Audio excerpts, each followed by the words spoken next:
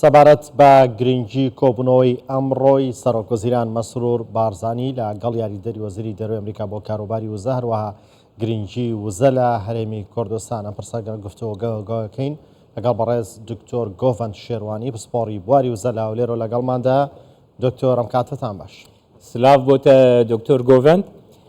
دکتۆر نەها کارتا ئەنەرژیە مشارە ئەنەرژیە یا هەرێما کوردستانی لەسەر مێزا واشنگتن بە ئاوایکی بەرفەرەحتێ قسەکردن گرنگی ئاوێ بۆ هەرێما کوردستانێژی تو چاوا دەنرخینە. زۆر سپاس بۆ بەڕێستان. سلااو ڕێزم بۆ کەناڵی کوردستان بیسار و بینەرانی عزیز. کەرتی وزە زۆر گرنگە بە تایبەت لە وڵاتانی یەکگرتووی ئەمریکا، چونکە ئەمریکا بەخۆی گەورەترین بەکارهێنەری وزەیە لەسەر ئاستی جیهان و دووەم گەورەترین هاوردەکاری وزەیە. گەورەترین هاوردەکار وڵاتی چینە، بۆیە ئەمریکا بە گرنگی دەبەخشێتەوە هەموو وڵاتانێک کە بەرهەمهێنەری نەوتن و بەردەوام هاندیان دەداتن بۆ زیادکردنی بەرهەمەکانیان تاکو نرخەکانی نەوت لە بازارەکانی جیهان زۆر بەسەر نەکەوی، وەک ئەوی بینیمان لە سەرەتای ساڵی 2023 و 2024ەوە بەرزبوونێکی بەرچاوی بەخۆی بینووە، بە تایبەت لە دوای بڕیارەکانی تەحالف ئۆپێک پلس. بەنسبەت هەرێمی کوردستانیشەوە ئەمە بوویتە لایەنێکی گرنگ لە دابینکردنی وزە، بە تایبەت لە ڕێگای بەرهەمهێنانی 400 تا 450,000 بەرمیل ڕۆژانە بۆ بازارەکانی جیهان. بەڵام جێداخە ئەو بابەتە زۆرە پچراوەتەوە لە بازارەکان جیهان نزیکەی 14 مانگە و زیانێکی پتر لە 12 ملیارد دلار گەیاندووە بە ئابووری عێراقەوە. بۆیە هەموو لایەنەکان بەلای من ئێستا بە جددیەوە کار دەکەن، حکوومەتی هەرێمی کوردستان و حکوومەتی عێراق و هەوڵ دەدەن بۆ دووبارە هەناردەکەن دەست پێ کاتەوە و ئەم زیانە بەردەوام نەبیتن و ئەم ملیارە دۆلارانە بەهداردان نەچیتن، چونکە ئەمە مافی گەلی عێراقە و مافی ئابووری عێراقە. بەڵێ دکتۆر، وزە ئەتوانێت چی لە هاوکێشەکان بگۆڕێ لە جیهانە؟ وزە کەڵایەکی سادە نییە، کەڵایەکی استراتیجیە، واتە نرخەکەی زیاترە لە نرخە مادیەکەی و زۆر جار داخلی معادلاتی سیاسی و استراتیژ دەبی. ئێستا زۆربەی ئەم کێشەکان کە ڕووی دات لەسەر ئاستی جیهان، ئەم گۆڕانکاریە جۆپۆلیتیکانە زۆربیان پەیوەندیدارن بە ڕاستەخۆ یاخود ناڕاستەخۆ بە وزە. بۆیە بوویتە بابەتێکی گرنگ وەرەوە لەسەر ئاستی عێراق و تەماشکن. هەر وڵاتی عێراق بخۆی دەوڵەتی عێراق کە 1927ەوە یەکەم جار نەوتی لە دۆزرا، ئەم وڵاتە دامەزرا بە داهاتەکانی نەوت و بۆ وڵاتەکی ئەو پێشکەوتنەی کە لێ هەیە هەموو بەسایەی ئەم ئیراداتی نەوتە و دواتر لە ساڵانی دواترش گازی سروشتیش هاتەکایەوە. ئەمیش سامانەشی گەورەی هەیە لە ناو عێراق و هەرێمی کوردستانیشەوە. هەروە دوێ چەرچەوێدا بپرسم دکتۆر گۆڤەند، یانێ پشتی شەرێ رووسیا و ئوکراینە بۆ وڵاتانی ئەوروپا بە تایبەت مژارە گازا سروشتی بوو پرۆبلەمێکی گەلک مەزن. ڕۆڵا گازا سروشتیە هەرێما کوردستانی دوێ سیستەمێدا دوێ دەربارێدا تو چاوا دەنرخینە؟ زۆر سپاس. هەرچەندە ئەزمموی هەرێمی کوردستان لە بواری نەوت و گاز سروشتی زۆر ئەزمونێکی کورتە، بەڵام ئەزمونێکی سەرکەوتووە. بەتابەت ئەگەر باسی گاز سروشتی بکەن، یەکەم جارە وەبەرهێنانێکی باش دەکرێت لە گاز سروشتی.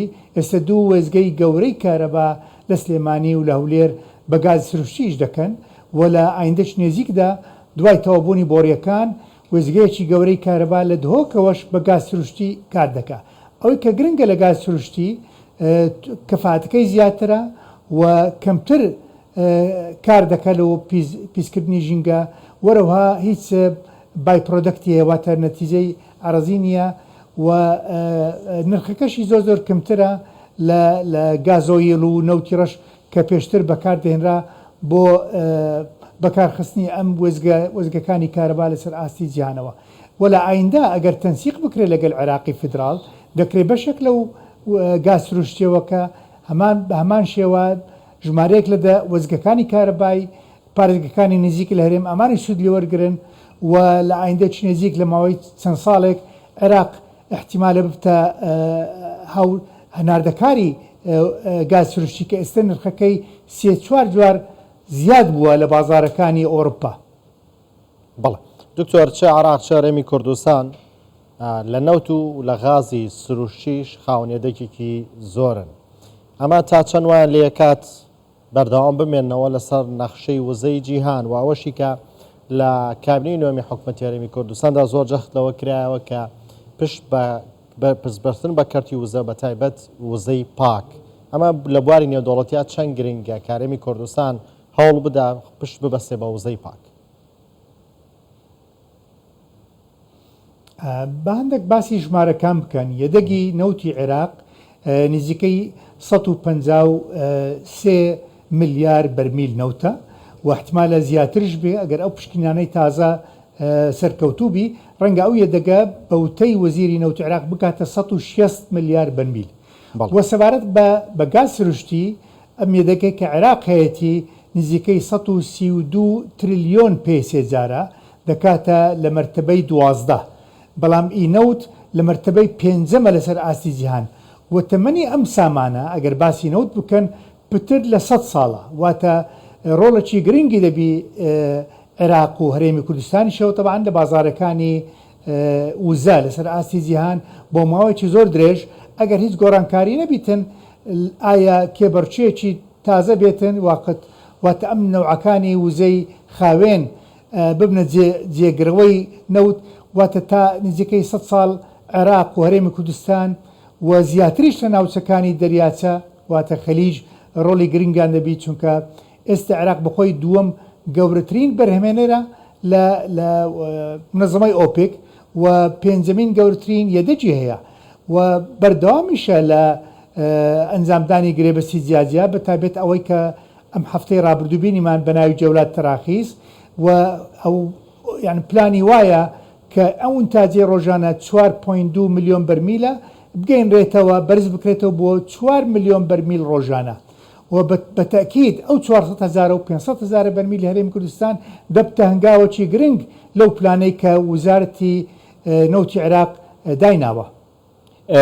برێز گۆڤەن شەروانی هەر دوێ چەرچەوەیەدا بپرسم نها فشارێک ژالی واشنگتن و بتایبەت لەسەر بەغدا هەیە کو هەناردەکردنا وزەی هەرێمی کوردستان دەست پێ بکەن.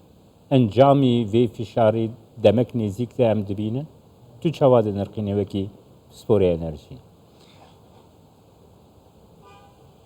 بەڵێ گرنگە ئەوی بزانن هەموو لایەنەکان زەرمەندن لە ڕاگررتنی هەنارکردنی نەوتی هەرێمی کوردستانەوە.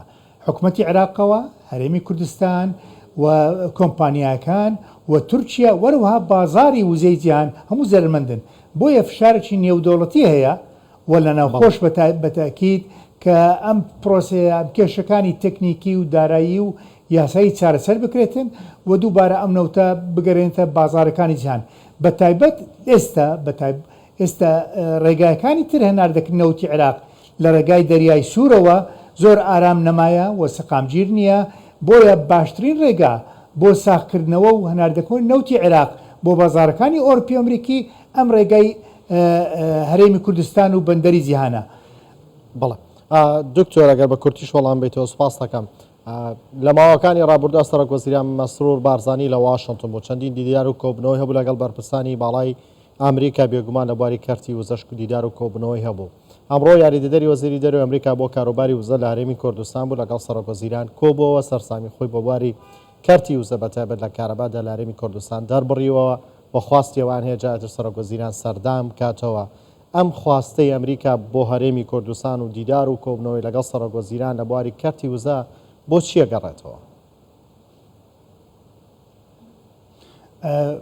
کەرتی وزە کەرتێکی تایبەت نییە تەنها بە عێراق و ئەمریکا بەڵکو بابەتێکی جیهانیە هەموو وڵاتەکانی جیهان بە تایبەت ئەوانی کە مستهلیکن واتە یعنی استیرادی نەوت دەکەن استیرادی غاز دەکەن پێیان باشە بازارەکانی جیهان سەقامگیر بی و ئەم بەرهەمە بەردەوام بیتن چ لە گاز سروشتی چ لە نەوتیشەوە بۆیە هاندەر بوونەوە بە پێی ڕێزدار سەرۆک ئەنجومەنی وزیران ئاماژەیە بۆی کرد کە وڵاتانی ئەمریکا پەیمانیان داوە کە ئەوان بەردەوام سەقامگیری کەرتی وزە بن لە عێراق و هەرێمی کوردستانیشەوە و هەوڵ دەدەن هەردەم ئەم کێشانە چارەسەر بکرێ تاکو ئەم سەقامگیرە بەردەوام بی نەک تەنها لە کەرتینەوت بەڵکو لە کەرتی کارەباش ئێستا کە عێراق چەندین گرێبەستی واژووی کردووە لەگەڵ چەندین کۆمپانیای ئەمریکی بۆ چارەسەرکردنی ئەم کورتێنانە گەورەی کە هەیە لە وزەی کارەبا لەسەر ئاستی عێراق کە پترە لە